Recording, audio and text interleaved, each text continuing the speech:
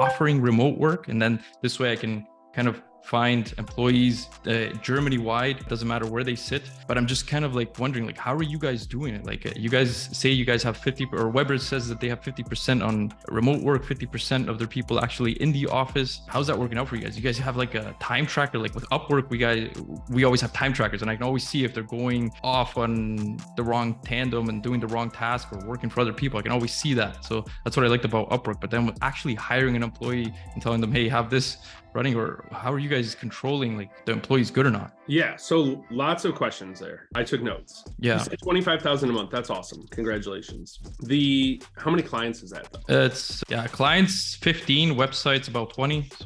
So that's a lot of like you're like herding cats, right? Like you're just trying to like a weird analogy, and like sometimes in multiple languages, keep everything together. So on the sprints thing, the first question, you're like, sprints is hard. Sprints is something, there's three reasons, like three value props for working in sprints. It's not the end all be all. Retainer is great too. If you can do these three things with retainer, do them with retainer. Sprints is just a vessel to operationalize your business. So it's like it productizes it really well. We're running this sprint. We run it the same for everybody. We know it's coming up. We know what resources we need. We know who does this. Done. Right? So it really helps operationalize and productize your business, which is what you need to feel like you're not drowning. The second part is that it sells really well. It sounds great. A year of sprints sounds a lot better than I'm going to put you on retainer and we don't know what the hell we're going to do in month 4. That's a thing I've heard from probably 5 clients recently, is like nobody at these SEO agencies can tell me what they do in month 4. They're like, well, we do an audit, and then we do a technical, and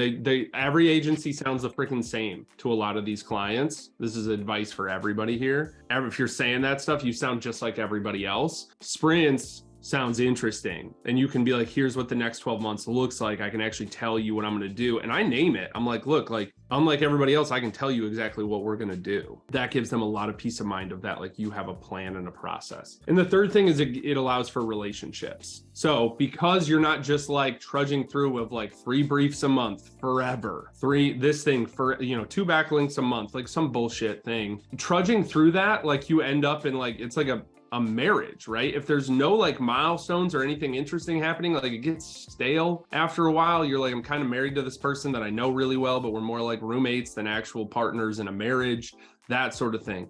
With sprints, there's hey, we've ended this sprint, like let's high five, let's celebrate. That's awesome. Congratulations to both of us. We're moving into this new exciting phase. We're going to do this, and it gets them like reinvigorated. So if you can figure out how to productize things, sell it really well by knowing like planning out what it's actually going to be ahead of time without too much extra work, and then like keep that relationship alive and invigorated, you don't have to use sprints. Sprints, like I said, are just like the best vessel to kind of do that.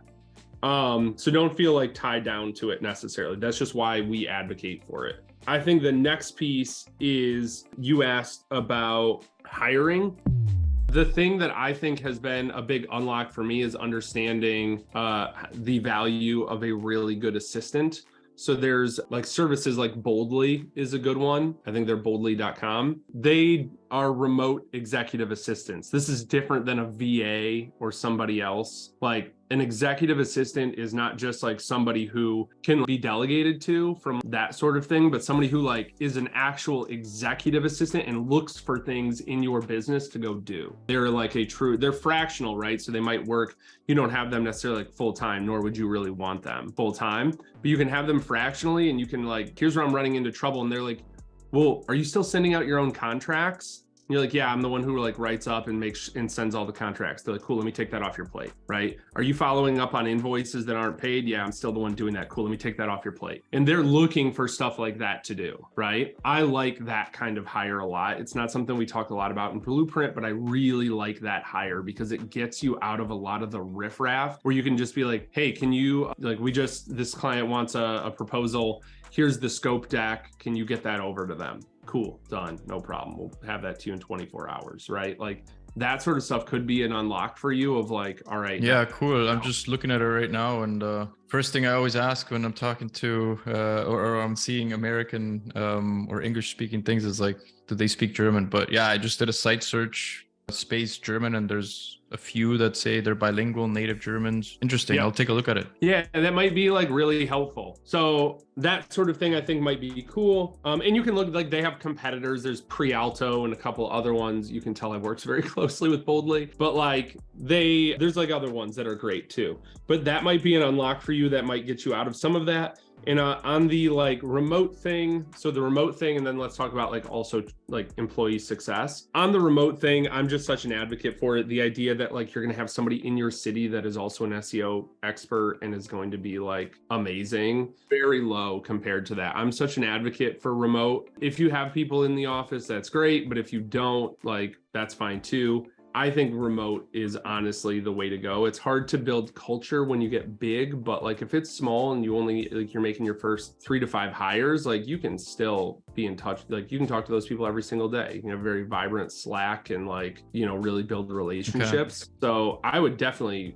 open that up to anybody in Germany. Yeah, I think that that's a really smart move. I also think it's a really smart move to get out of your, like I work, like this is my office at home. It's really smart to get out of your house. As much as like I see big like tech leaders being like, remote work is not good for employees because they all suck and, you know, want everybody back in the office because they think they can make them work harder if they're sitting there for some reason. I don't agree with that, but I think that's true if you're hiring like junior people who need monitoring, right? They are undisciplined, young. Like I've never found a lot of success in hiring junior people. And I've done that. That was a strategy at a previous agency.